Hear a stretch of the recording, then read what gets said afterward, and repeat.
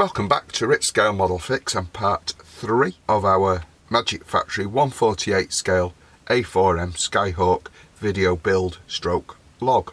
So in the previous parts, just a quick update, we looked at getting the cockpit and all the internals together, and then in stage 2 we joined the fuselage, added the multi-section nose and ended up with the spine and everything on the fuselage more or less complete.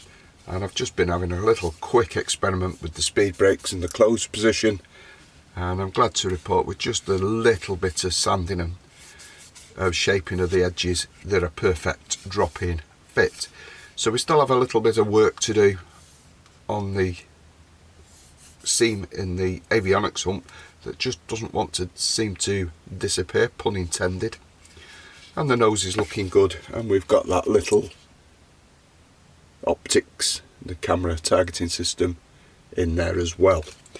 That can go to one side now to dry, and that's a good stage as well to let all the filler, primer and everything fully cure on the fuselage before we start bringing everything together. So what we're going to do in part 3 is we're going to look at these wings, and there's quite a complex arrangement going on here. So again, we need to check the instructions for late or early models, and we're going to start with the one piece lower wing section, which is beautifully moulded. There's a lot of drop-in sections and panels, and it is quite flimsy. But for the late model, we've got a whole plethora of flashed over holes to open there. So we're getting our little micro drill bits. We're going to get the required size, and these are all marked. So 1.2mm, and we've got 1, 2, 3, yeah, the majority of these I think. So we'll just open these, and they just go easily through the plastic with no effort. So these are for the hard points, pylons and whatever. So we've got 1, 2, 3,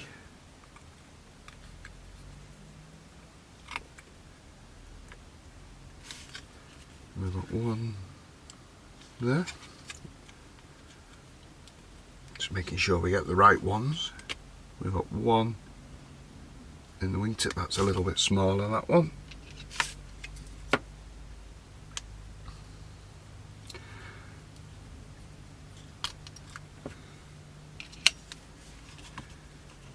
We've got 1 here,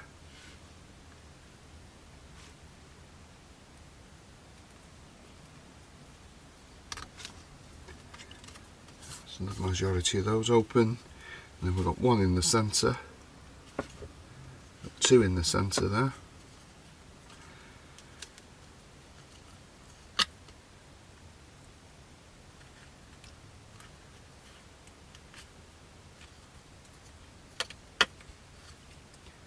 and then we've got the same on the other side.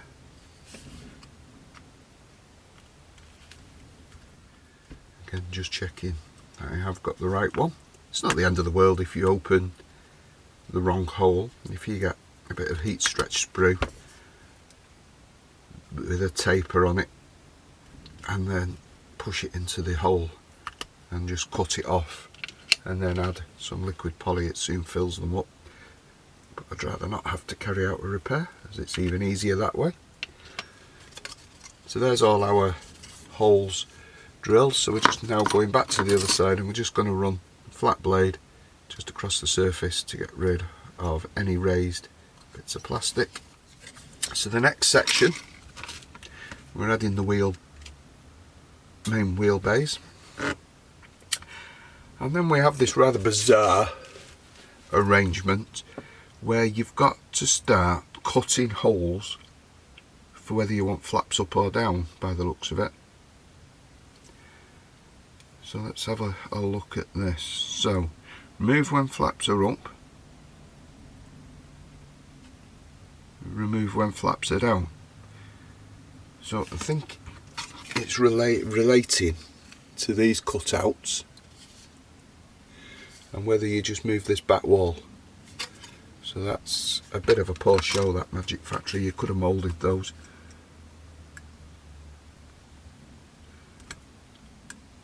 In a different manner, because that's all asking for a whole heap of trouble trying to remove these, and you're going to end up, if you're not careful, cutting through the wing. So just using, I'm not a great fan of that Magic Factory. Well, I think we're going to have another look at that, because as you can already see, we've got some stress marks coming through there on the plastic. It's going to make that wall very, very thin. I can't really see a way of doing it successfully. So I think that may be the intention. So we've removed that back wall, and you can see now that there's a slot there for the flap to go into. So we'll be so careful, because the plastic on this wing is so thin, it wouldn't take much to go through. But I think we've successfully managed that one. So now we're just going to add the main gear bay. So I've already added the port side one, and the detail in that is fairly good, and that's going to respond well to being painted white and a pale wash, just like we used in the nose gear. So we're just going to add the other side. Now I did note that the wing is quite flexible, and we did need to just put a bit of pressure on these parts while the glue dried. So you need to just pay attention there. Failure to get these right will end up with your model not sitting correctly on its undercarriage. So just plenty of Tamiya extra thin in the first instance, with light finger pressure to get that bedded down. And again, this side's a bit springy. And again, we're just going to add the glue.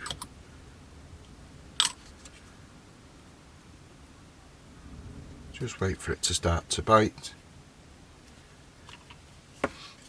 And then we're just going to use one of these Tamiya paint clips just to hold that in place. To remove the mould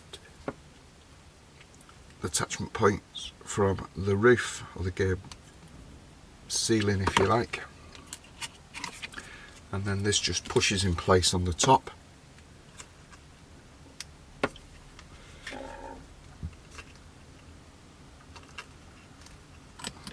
Again,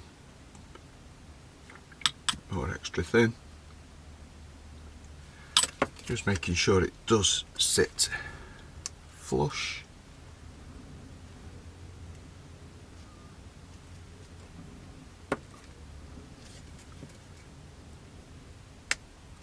And we'll just put that clip back on there to hold everything in place. So that's that section done. So we're getting through this. We did the flaps, so we've done that. So it's now turning the wing over and working on the underside, and we've got an insert, the remainder of the wheel and main gear bays and the pods and the stuff on the wingtips, and we've got a couple of lights there, but we're not going to add those. We've got upper and lower surfaces of the wings mated up, and hopefully everything will just drop in place. Turning the page, and then we've got all sorts of stuff going on with flaps and slats.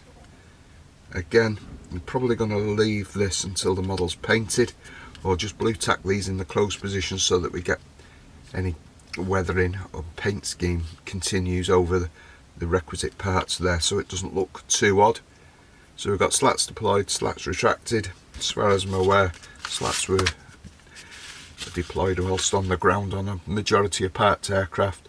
And then we've got the continuation of all the flaps in the stage 14, so we'll have a look at those, see how delicate they're going to be, etc. And it looks like we need to remove the same little squares of plastic on the upper wings, which we do there, in order to fit the flaps and the spoilers. So I don't think I'll have the spoilers open, but I think I'll have the flaps drooped, so we'll check that out. So I've really pushed on with the wings. We've got the underneath sorted with that panelling, nothing to report, everything is absolutely perfect fit. Might just need a couple of smears of Mr. Surfacer just to make the gaps look like panel lines, but in all honesty it's underneath, no one's going to really see it, and we're just in the position now we can offer it up for our first dry fit. So any wing route on any model can usually make or break it. So let's have a look what we've got so far, and without any other work I think we can say that that's pretty good as is. So we might just go and glue that in place. We've got a slight step just here, which might take care of that, and all these panels here around the nose just fit as well, so that's nice. And there's that nose gear bay. So I might look at just reducing this step slightly. So I think the easiest way is going to be a combination of reducing the height of the location pins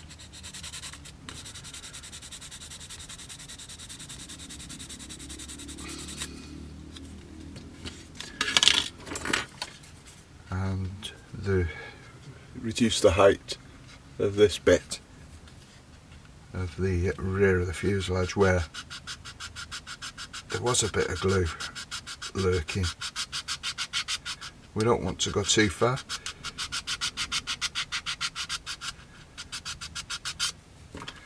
Let's just try that.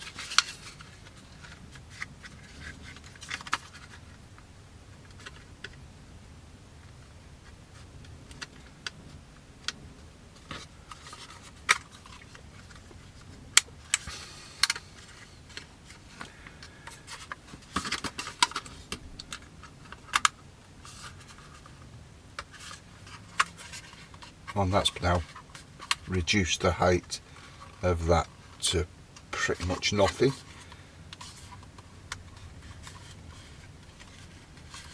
And it's also closed up the slight gap that we had in the wing root.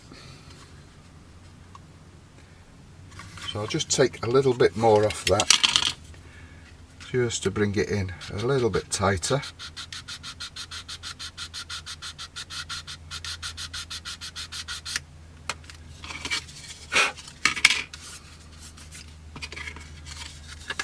And I think we're in a position where we can do our last little checks to make sure there isn't anything we've missed.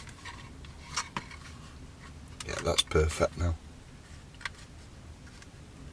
Get all these panels lined up, they fit, and it has totally eliminated the gap. So I'm going to go ahead and glue that in, I think. So using Tamiya white cement, we're just going to put a small amount on the inner edge of this. We don't want it oozing out and ruining the joint, so it is just literally on the inner edge, like so. And then we're going to do offer this up, click in place,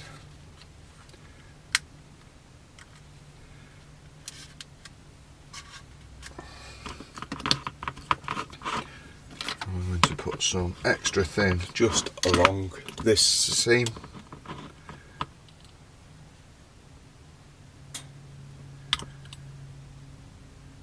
just to help secure everything. And just at this point in the fuselage,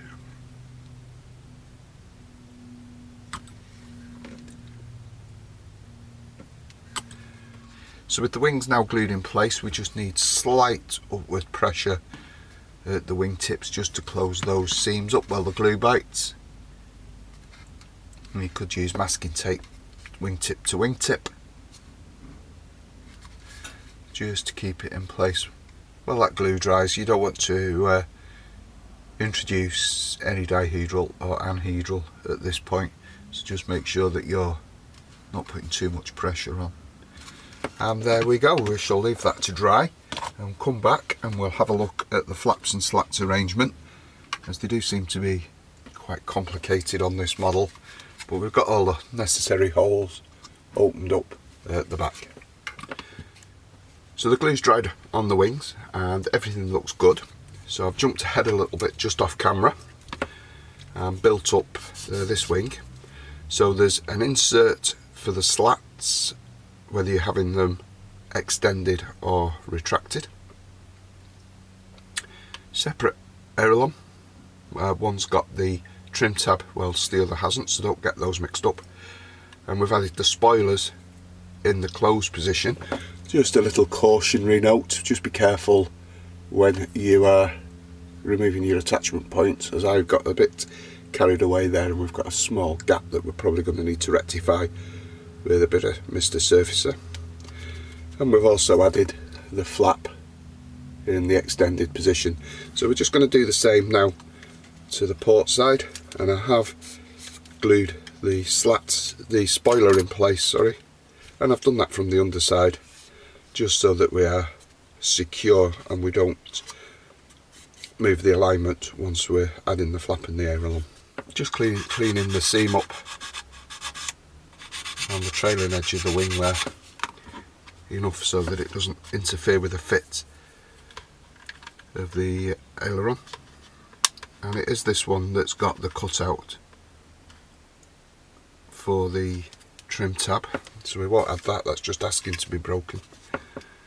So we're just going to make sure this fits, which it does, and the other one did. And don't forget, we have got a gap there, otherwise it wouldn't be able to move. And then we also have a navigation light that sits in there. It's a pretty good fit, and we'll be adding that in due course. So the first thing we're going to do with this one now is add this flap to this section. So I've managed to break one of the tabs off this. So I'll just clean up the remains of that so it doesn't interfere with the fit.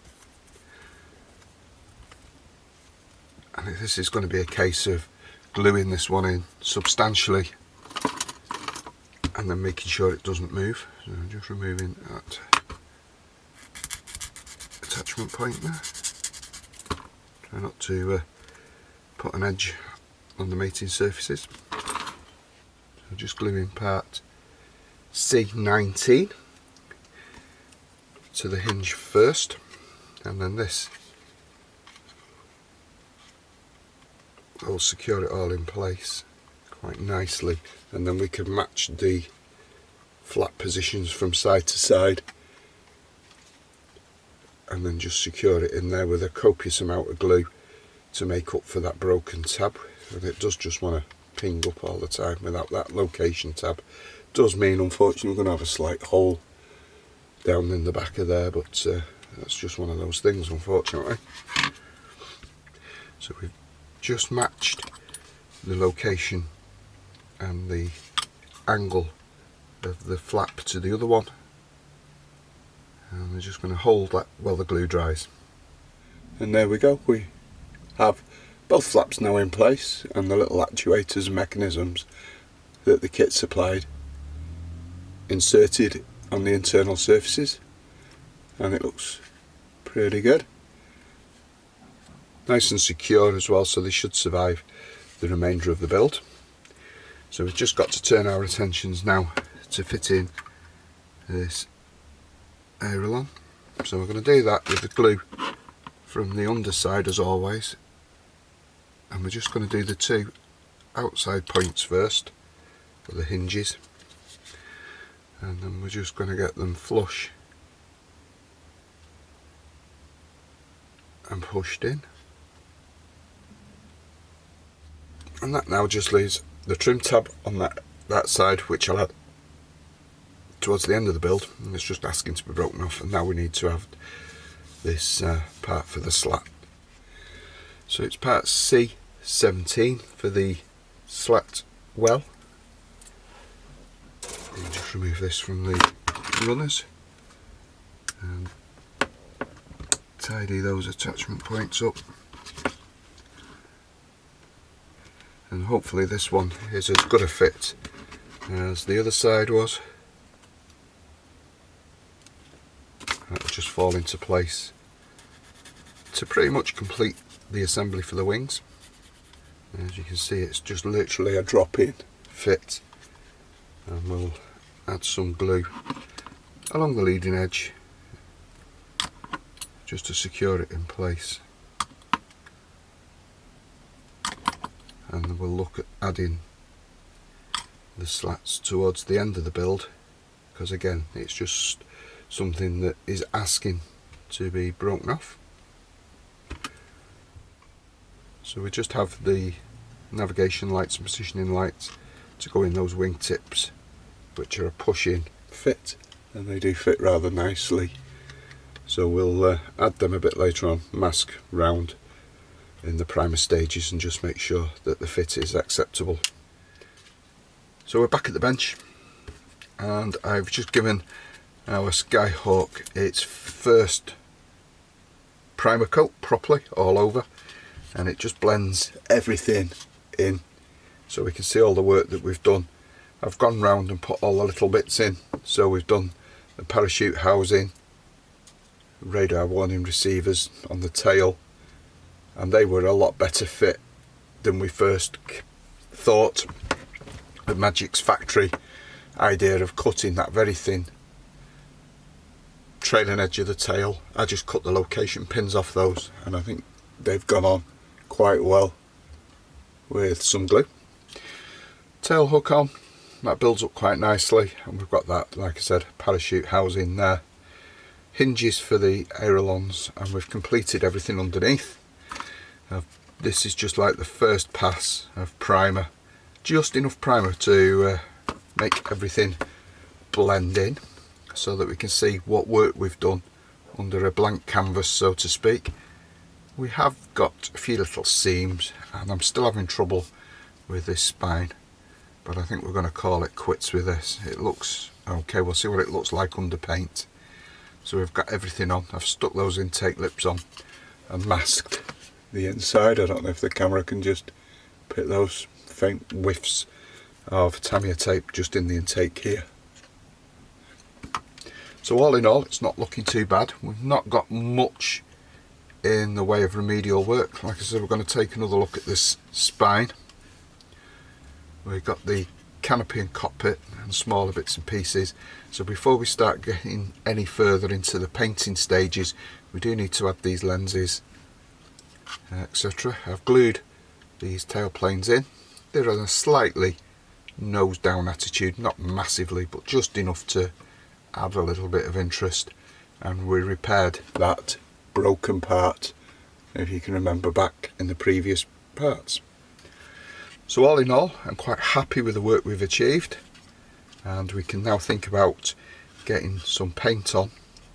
The triangles for the cannon bays with or without the guns were a little bit of a pain to fit, and they're not very easy to work on, so they'll have to do. They're not bad. So there we go. So that concludes part 3. So hopefully you can join me in part 4, where we have a look at preparations for painting, and we can get this one in its 3-tone tactical paint scheme. It's similar to the Tomcat, and just for those that are wondering, the canopy does fit quite well, and even now we've got some paint and primer on it, we can see that the fit there is rather good. So I think we'll probably go with the route of adding that towards the end of the build. So until then, everyone, look after yourselves, stay well, and take care.